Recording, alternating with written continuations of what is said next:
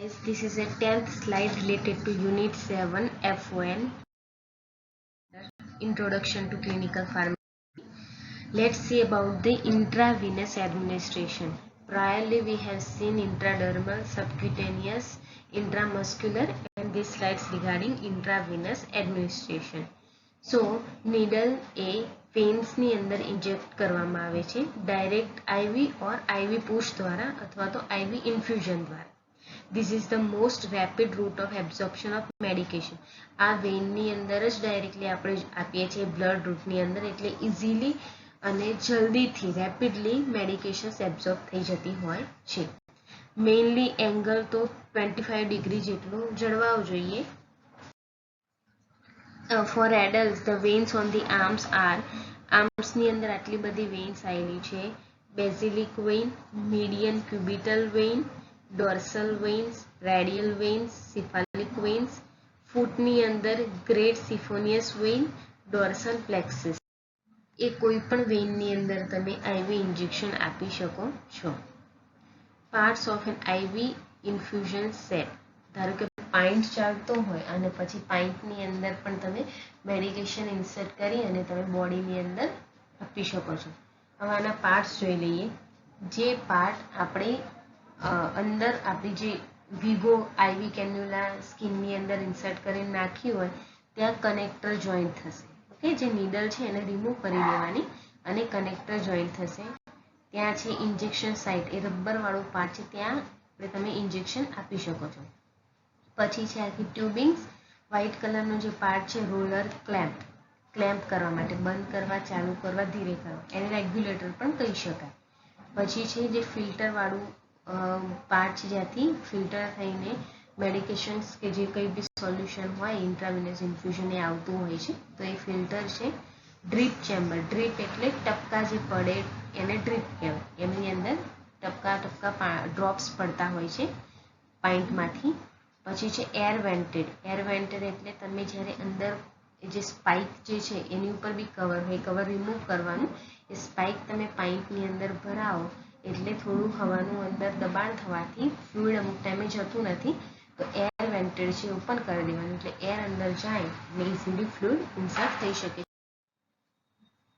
પછી છે complications to observe for during IV therapy. હવે આ મેઇન કોમ્પ્લિકેશન છે IV થેરાપીનું ઇન્ફિલ્ટ્રેશન. ઇન્ફિલ્ટ્રેશનનો મતલબ થાય કે જ્યારે આપણે ફ્લુઇડ IVની અંદર આપીએ છીએ પરંતુ કોઈ કારણોસર એ ફ્લુઇડ સબક્યુટેનિયસ ટિશ્યુની અંદર જતું રહેતું હોય છે કારણ કે નીડલ અંદરની આગી પાછી થઈ ગઈ હોય એના લીધે શું થાય, ફ્લુઇડ અંદર ભરાઈ રહે સબક્યુટેનિયસ ટિશ્યુમાં તો એ પાર્ટ સ્વેલિંગ થઈ જાય અને ત્યાં પેઇન થવા લાગે. Gross infiltration May result in nerve compression. વધારે પડતું ઇન્ફિલ્ટ્રેશન થાય ગ્રોસલી તો શું થાય, નર્વ ઉપર કમ્પ્રેશન પાડે અને કઈ ઇન્જુરી થઈ શકે તો કોઈ પણ એક્સ્ટ્રીમિટીઝ ઉપર પરમેનન્ટ લોસ ઓફ ફંક્શન, પેરાલિસિસમાં જેવું થાય એવું થઈ જાય, permanent loss of functions of extremity. Or in the case of irritating medication, એવી મેડિકેશન્સ જેવી કે કિમોથેરાપી કેવી છે જે ઇરિટેટિંગ મેડિકેશન છે જે ઓલરેડી વેઇનમાં જાય તો પણ તકલીફ થાય છે તો સબક્યુટેનિયસમાં જાય તો વધારે પ્રોબ્લેમ થાય તો એના લીધે સિગ્નિફિકન્ટ ટિશ્યુ લોસ થાય, પરમેનન્ટ ડિસફિગરમેન્ટ થાય ઓર લોસ ઓફ ફંક્શન, આ બધું થઈ શકે છે. Okay, when there is a infiltration the site should be change. અને આપણને જેવું ખબર પડે કે ડ્રીપ જઈ રહી જ્યાં તમે IV કેન્યુલા ભરાઈ છે એની આજુબાજુનો પાર્ટ સ્વેલિંગ થઈ ગયો છે, પેશન્ટને પેઇનની કમ્પ્લેન કરે છે તો ઇમિડિયેટલી એને ડિસ્કનેક્ટ કરી અને સાઇડ ચેન્જ કરી દેવાની. પછી બીજું કોમ્પ્લિકેશન છે ફ્લેબાઇટિસ. ફ્લેબાઇટિસનો મતલબ થાય ઇન્ફ્લામેશન ઓફ વેઇનનું ઇન્ફ્લામેશન થવું. This May result from mechanical trauma due to the insertion too big a needle or for a small vein or leaving a device in a place for a long time. બે રીતથી ફ્લેબાઇટિસ થઈ શકે. એક આપણે already IV કેન્યુલામાં ભણી ગયા હતા 16 goes, 18 goes, 20 goes, એટલે અકોર્ડિંગ ટુ એમની એજ આપણે IV કેન્યુલા અને નીડલ ઇન્સર્ટ કરવાની હોય છે. પછી સ્મોલ વેઇન હોય ને એની અંદર તમે બિગ નીડલ કે બિગ કેન્યુલા ઇન્સર્ટ કરો તો ફ્લેબાઇટિસ થવાના ચાન્સીસ છે. અને એકની એક જગ્યાએ જે આઈવી કેન્યુલા છે એ 3 દિવસથી વધારે રાખવાની હોતી નથી. જો તમે વધારે રાખો છો તો ફ્લેબાઇટિસનો ચાન્સીસ હોય છે. પછી છે chemical trauma results from irritation from solutions or infusing too rapidly. Chemical trauma થવાના ચાન્સીસ છે શેના લીધે કે તમે જે બી ઇરિટેશન જે સોલ્યુશન નાખો છો એનાથી ઇરિટેશન થવાથી અથવા તો પાઇન્ટને તમે ફાસ્ટ કરી દો છો ઇન્ફ્યુઝન ટુ રેપિડલી એટલે ફાસ્ટ પાઇન્ટ તમે જવા દો છો તો એના લીધે થઈ જાય છે. એટલે આપણે ડ્રોપ બાય ડ્રોપ ધીમે ધીમે પાઇન્ટ જવા દેવાનું હોય છે due to prevention of phlebitis. This manifests as a pain or burning sensation along the vein. જ્યારે ફ્લેબાઇટિસ થાય ત્યારે પેશન્ટ પેઇનની અને બર્નિંગ સેન્સેશન બળવાની કમ્પ્લેન કરતો હોય છે. જ્યારે આપણે ઓબ્ઝર્વેશન કરીએ એ પાર્ટનું ત્યારે એ પાર્ટ રેડ ફીલ થાય, રેડનેસ જેવું દેખાય. ટેમ્પરેચર એ જગ્યાનું કેવું હશે? ઇન્ક્રીઝડ હશે. The side should be change and warm compression should be apply. અને તાત્કાલિક સાઇડ ચેન્જ કરવાની અને વોર્મ કમ્પ્રેશન ત્યાં એપ્લાઇડ. હવે થર્ડ કોમ્પ્લિકેશન છે સર્ક્યુલેટરી ઓવરલોડ. સર્ક્યુલેટરી ઓવરલોડની અંદર આપણે જોઈએ કે જ્યારે ઇન્ટ્રાવાસ્ક્યુલર ફ્લુઇડનું કમ્પાર્ટમેન્ટ વધારે ફ્લુઇડથી નોર્મલ કરતાં વધારે ફ્લુઇડ આપણે જવા દેતા હોઈએ ત્યારે અથવા ઇન્ફ્યુઝન રેપિડ બહુ જ ફાસ્ટ જવા દઈએ અને ધારો કે કીધું હોય કે 100 ml 3 કલાકની અંદર 100 ml જ વોલ્યુમ જવું જોઈએ પણ આપણે એનાથી એક્સેસલી વોલ્યુમ ઇન્ફ્યુઝડ કરતા હોઈએ બીકોઝ આપણે પાઇન્ટ ફાસ્ટ રાખ્યો હોય તો સર્ક્યુલેટરી ઓવરલોડ થઈ શકે છે. સર્ક્યુલેટરી ઓવરલોડ એટલે કે જે કંઈ બી બ્લડ ટ્રાન્સફ્યુઝન હાર્ટથી બોડી અને બોડીથી હાર્ટ થાય છે એ આખી સર્ક્યુલર સિસ્ટમ પર ઓવરલોડ થઈ જતું હોય બીકોઝ ફ્લુઇડનું પ્રમાણ બ્લડની અંદર વધી જતું હોય. This manifest as a dyspnoea. હંમેશા સર્ક્યુલેટરી ઓવરલોડ થાય તો શું થાય? ડિસ્પનિયા થાય એટલે કે ઇનેબિલિટી ટુ બ્રીથ, કફ, ફ્રોધી સ્મુટમ. ફ્રોધી એટલે કે જે સાબુથી હાથ ધોઈએ છીએ અને જે જાગ ફોર્મ થાય છે જાગ ફીણ એવું સ્પુટમ આવે. And gargling sound on aspiration. શ્વાસોશ્વાસમાં ગર્ગલિંગ સાઉન્ડ પ્રેઝન્ટ જોવા મળે એટલે આ સર્ક્યુલેટરી ઓવરલોડના સિમ્ટમ્સ છે. પછી ફોર્થ વન જોઈએ એમ્બોલિઝમ. આ બહુ ખાસ છે અને થોડું ફેટલ કન્ડિશન બી છે, થોડું સિરિયસ. એમ્બોલિઝમનો મતલબ થાય બ્લડ વેસલ્સનું ઓબ્સ્ટ્રક્શન થવું. શેના લીધે? તો જે એમ્બોલાઈની અંદરથી એર ટ્રાવેલિંગ કરતી હોય એના લીધે બ્લડ વેસલ્સ એરનો લીધે ઓબ્સ્ટ્રક્શન થાય અને બ્લડ ક્લોટ થવાથી એમ્બોલિઝમ થાય છે. એ ફેટલ કન્ડિશન. તો આપણે જોઈએ કે નર્સિસની રિસ્પોન્સિબિલિટી શું છે જ્યારે આઈવી થેરાપી આપીએ. આપણી ડ્યુટી શું છે? તો explain the need for the IV therapy, what to expect, duration of the therapy, activities permitted during the procedure and observation to be made. દરેક વસ્તુનો આપણને ખ્યાલ હોવો જોઈએ. ઇવન બધું વસ્તુ આપણે પેશન્ટને પણ એક્સપ્લેન કરવાની કે એ આપણને કે બીજા કોઈ નર્સના કે પોતે જાતે પાઇન્ટને ફાસ્ટ કરી દે નહીં. Help patient to maintain activities of daily living, bathing and grooming, feeding etcetera. Pint ચાલુ પાઇન્ટે પણ એમને આપણે હેલ્પ કરવાનું આ બધી જ એક્ટિવિટી કરવા માટે. Observation should be made on the flow rate, patency of the tubing, infusion site, level of fluid in the infusion bag, bottles, patient's comfort and reaction to therapy. આ બધું જ વસ્તુ આપણે ચેક કરવાનું બરાબર. ફ્લો રેટ કેટલો છે, ટ્યુબિંગ પેટન્સી બરોબર છે, ક્યાંયથી કાણી નથી, ક્યાંયથી ચોટેલ નથી, સાંકડી નથી, તે ઇન્ફ્યુઝન જ્યાં કરીએ છીએ સાઇટ જોઈ લેવાની, ફ્લુઇડનું લેવલ, ઇન્ફ્યુઝન બેગ બધું જ કમ્પ્લીટ આપણે ચેક કરી લેવાનું. Change dressing on the IV line as may be necessary. જે આપણે આઈવી કેન્યુલા ભરાઈ હોય એની ઉપર આપણે સ્ટિકિંગ પ્લાસ્ટર લગાવીને એને ચીપકાઈ હોય તો ફ્લુઇડના લીધે અથવા જે બ્લડ બહાર આવતું હોય એના લીધે જો ડ્રેસિંગ બગડ્યું હોય તો એને ચેન્જ કરવાનું અને નવું ડ્રેસિંગ ત્યાં. એ હતું આઈવી ઇન્ફ્યુઝન ઓફ મેડિકેશન. હવે આપણે જોઈએ topical medication application. Drugs are applied topically to the skin or mucous membrane mainly for local action. Skin application, nasal instillation, eye instillation, ear, rectal and vaginal. જે આપણે શરીરની બહાર skin ઉપર અથવા mucus મેમ્બ્રેનની અંદર જે કોઈ બી મેડિકેશન નાખીએ છીએ એને ટોપિકલ મેડિકેશન્સ કહેવાય. સ્કિન એપ્લિકેશનમાં જોઈએ તો સ્કિન એપ્લિકેશન્સમાં એપ્લાઇડ યુઝિંગ ગ્લવ્સ હંમેશા પહેરવાના હોય છે. બિફોર એપ્લાઇંગ મેડિકેશન હંમેશા સ્કિનને થરોલી એટલે વ્યવસ્થિત રીતે ક્લીન કરવાની હોય છે. When applying the skin applicant, spread the medication evenly over the involved surface and cover the area where. જે કોઈ બી જગ્યાએ આપણે મેડિકેશન લગાડવાની હોય એ પહેલા બધા જ ભાગે સ્પ્રેડ કરી દેવાની અને બધો જ એરિયા કવર થઈ જવું જોઈએ. ટોપિકલ સ્કિન ઓર ડર્મેટોલોજીકલ પ્રિપરેશન ઇન્ક્લુડ ઓઇન્ટમેન્ટ. સ્કિન એપ્લિકેશનની અંદર શું શું ઇન્ક્લુડ થાય છે?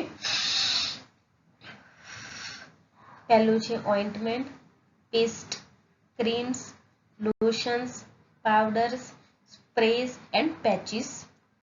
આપણે ઓલરેડી બધા વિશે આગળ થોડું ભણી જ ગયા છે તો બી અહીંયાથી જોઈ લઈએ. પાવડર એટલે કે એ પાવડર ફોર્મમાં મેડિસિન્સ હોય જે સરફેસને ડ્રાય રાખવા માટે આપણે એપ્લાય કરતા હોઈએ. સ્પ્રેડ અપાર્ટ એની સ્કિન ફોલ્ડ. સ્કિન ફોલ્ડ એટલે જે કંઈ ધારો કે આપણી પેટની ચામડી છે કે કોઈ પણ જ્યાં કે ચામડી ભેગી થઈને કાપા અંદર ભરાઈ રહેતા હોય તો એવા સ્કિન ફોલ્ડ્સની અંદર આપણે સ્પ્રેડ કરવાનું, છાંટવાનું. Sprinkle the powder until the area is covered with the fine thin layer of powder અને cover the site with the dressing if order. જો ડ્રેસિંગ કરવાનું ઓર્ડર કરેલું હોય તો એ એરિયાને કવર અર્થાત એને છોડી દેવાનું. પછી લોશન માટે પહેલું તો કન્ટેનર કે જે કોઈ બી લોશન યુઝ કરતા પહેલાં હંમેશાને વ્યવસ્થિત રીતે શેક કરવાનું. પછી put a little lotion on the small gauze dressing or gauze pad or apply the lotion to the skin by stroking it evenly in the direction of the hair growth. હંમેશા lotion જે હોય એ goes piece ઉપર goes pad ઉપર લેવાનું અને સ્ટ્રોકિંગ એટલે આપણે જ્યારે મહેંદી મૂકી હોય તો પેલા આપણે શુગરનું પાણી કેવું આમ ડ્રેપિંગ કરીએ છીએ એવી રીતે કરવાનું, ઘસવાનું નહીં, સ્ટ્રોક કરી અને કરવાનું ફીમલી. સ્ટ્રોક એટલે ધારો કે એ માઉથ કેરની અંદર આપણે એક સ્ટ્રોક લેતા હતા, ડ્રેસિંગની આપણે સીધો એક સ્ટ્રોક લેતા હતા, એવી રીતે સ્ટ્રોકિંગ કરવાનું. અને કઈ ડિરેક્શનમાં તો હેર ગ્રોથ, હેર જે દિશામાં ઢળેલા હોય ત્યાંથી એક. ક્રીમ, ઓઇન્ટમેન્ટ અને પેસ્ટ એની માટે પણ ગ્લવ્સ પહેરવાના. એમાં બી સ્ટ્રોક કરવાનું હેર ગ્રોથના ડિરેક્શન પ્રમાણે અને સ્ટરાઇલ ડ્રેસિંગ અપ્લાય કરવાનું જો ફિઝિશિયને ઓર્ડર કરેલું હોય. એરોઝોલ સ્પ્રે, અત્યારે તો હવે સ્પ્રે નીકળી ગયા છે બધાના, તો સ્પ્રે હોય તો એ છાંટવા માટે અમુક ડિસ્ટન્સ જળવાવું જોઈએ 15 થી 30 સેન્ટીમીટરનું. પેશન્ટનો ફેસ ઢાંકી દેવાનું ટોવેલથી જો એના ચેસ્ટ ઉપર કે નેક ઉપર સ્પ્રે કરવાનું હોય તો, અને બીજા બધા પર કોઈ એરિયા પર કરવાનું હોય તો મોઢું ઢાંકવાનું જરૂર નથી. પછી છે લાસ્ટ ટ્રાન્સડર્મલ પેચીસ. એની માટે જે કોઈ બી એરિયા હોય એને ક્લીન કરવાનું અને ડ્રાય કરવાનું અને ત્યાં હેર હોવા જોઈએ નહીં એટલે ત્યાં શેવિંગ કરીને હેર રિમૂવ કરવાના. પછી જે પેચીસ હોય એનું જે પ્રોટેક્ટિવ કવર હોય એને રિમૂવ કરવાનું. Holding it with touching the adhesive edge, એના જે ચોંટવાવાળો પાર્ટ હોય એ ભાગ આપણે પકડવાનો નહીં ને તો આપણા હાથ ઉપર એ ચોંટી જાય તો ઉખાડવામાં પ્રોબ્લેમ થાય. પછી તેને ફીમલી એટલે સ્મૂધલી એપ્લાય કરી અને આપણા જે હેન્ડનું જે પામ છે એનાથી 10 સેકન્ડ પ્રેસ કરી રાખવાનું. Advise the client to avoid using a heating pad over the area to prevent an increase in circulation and the rate of absorption. પેશન્ટને કહેવાનું કે એવું કોઈ હીટિંગ પેડ એની ઉપર કોઈ અપ્લાય કરે નહીં.